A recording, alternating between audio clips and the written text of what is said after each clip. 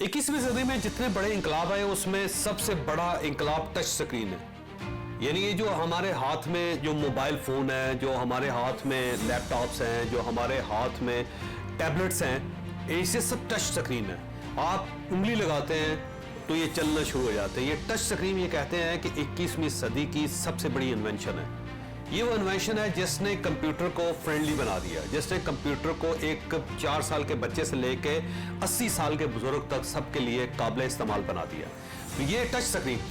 अब इस touch screen का जो खालिक है, जो इसका मूजद है, उसका नाम था स्टीव जॉब्स।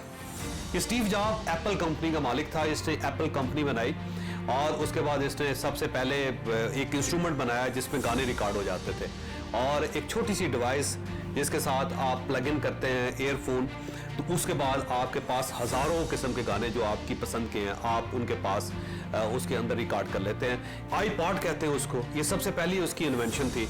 और उसके बाद फिर उसने एप्पल फ़ोन ईजाद किया, आईफोन जिसको कहते हैं। आईफोन टच स्क्रीन के साथ चलता था, तो ये एक रेवोल्यूशन था जिसने पूरी दुनिया को हैरान कर दिया। एप्पल दुनिया की पहली 3 कंपनियों में शुमार होती है। कभी ये पहले नंबर पे आ जाती है, कभी दूसरे नंबर पे आ जाती है, कभी तीसरे नंबर पे आ जाती है। $200 बिलियन के करीब इसका अपना रेवेन्यू है, इसके अपने असासे हैं $200 बिलियन के। यानी पाकिस्तान का कुल कर्जा जो है वो $70 बिलियन या $80 बिलियन है।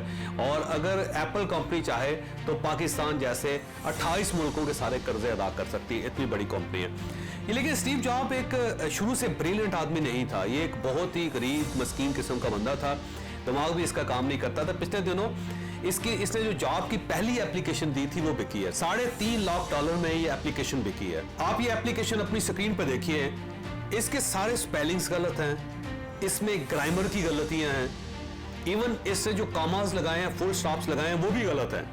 यानी कि अगर आप अमेरिकन हैं और आपकी उम्र 6, 7, 8 साल भी है तो आप ऐसी अंग्रेजी नहीं लिख सकते, आप इससे बेहतर इंग्लिश लिखेंगे।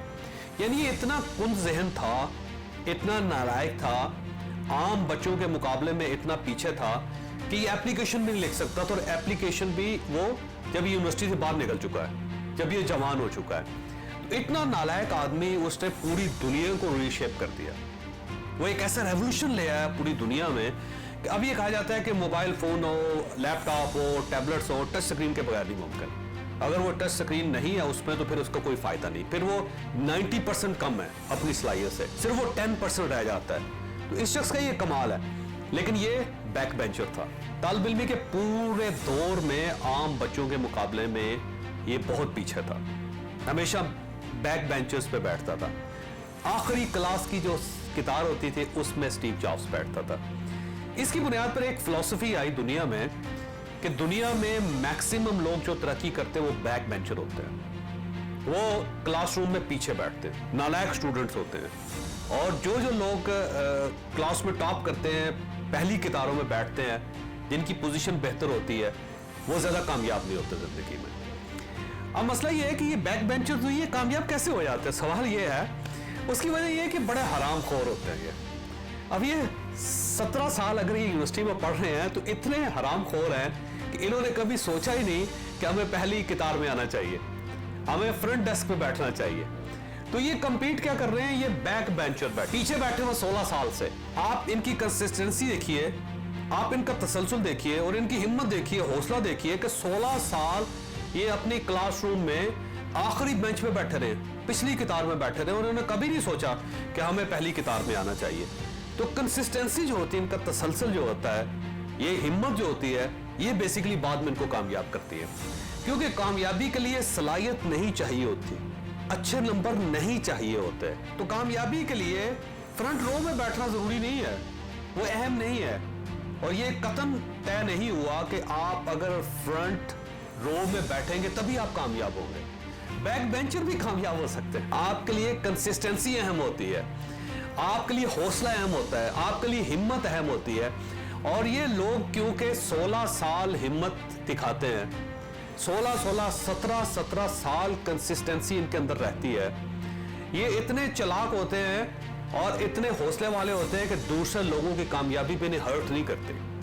ये उनसे परेशान नहीं होते कि किसी के लिए ताली बज रही है और पहले 10 नंबर पे आने वाले स्टूडेंट जो हैं उनको हार पहनाए जा रहे हैं, उनको मेडल पहनाए जा रहे हैं, उनके लिए बल्ले बल्ले की जा रही है, उनको वाह वाह किया जा रहा है, उनके लिए उनको बकअप किया जा रहा है, उनको कहा जा रहा है कि he is our children, he is the man.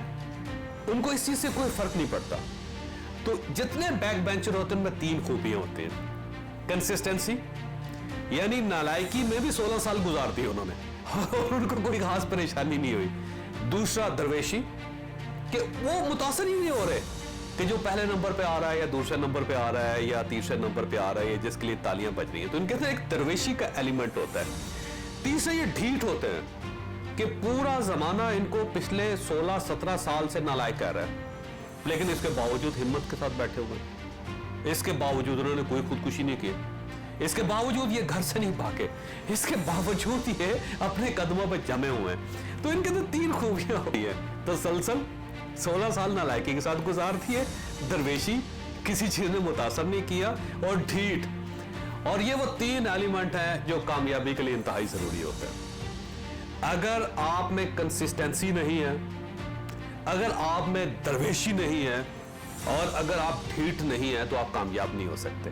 तो जब ये यूनिवर्सिटी से निकलते हैं या ड्रॉप आउट होते हैं या इनको धक्के दे के, ठुड्डे मार के इन नालायकों को निकाल दिया जाता है, इन हरामखोरों को निकाल दिया जाता है वहां से, तो ये 3 तोहफे लेके सोसाइटी के अंदर आते हैं, और ये तीनों तोहफे वो होते हैं जो उनको कामयाब कर देते हैं। लिहाजा अगर आपके बच्चे नालायक हैं तो घबराए नहीं, क्योंकि उनके अंदर कामयाबी का बहुत बड़ा एलिमेंट है, क्योंकि उनके अंदर वो तीनों अनासर मौजूद हैं जो उनको कामयाब कर सकते हैं। बस अपने बच्चे को ये कहो कि बच्चा कोई मसला नहीं है, मुझे तुम्हारी डिग्री से कोई गर्ज नहीं था, तुम अगर सनद लेके नहीं निकले, तुमने कोई हार नहीं पहना, तुमने कोई मेडल नहीं पहना, मुझे कोई प्रॉब्लम नहीं है, लेकिन ये जो 3 तोहफे तुम निकल आए हो, इनकी बुनियाद पे मुझे कामयाब होकर दिखाओ।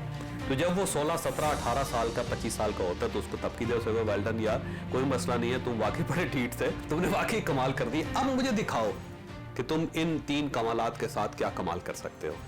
तो दुनिया में टॉप पे रहने वाले जितने भी लोग हैं इस वक्त, बिलियनर्स की लिस्ट निकाल लीजिए, 600 बिलियनर्स की लिस्ट निकाल लीजिए, 95% लोग उनमें वो हैं जो यूनिवर्सिटियों से ड्रॉप आउट थे, जो बैक बेंचर थे, क्योंकि उनके अंदर वो तीनों खूबियां मौजूद थी जो उनको कामयाब कर सकती है।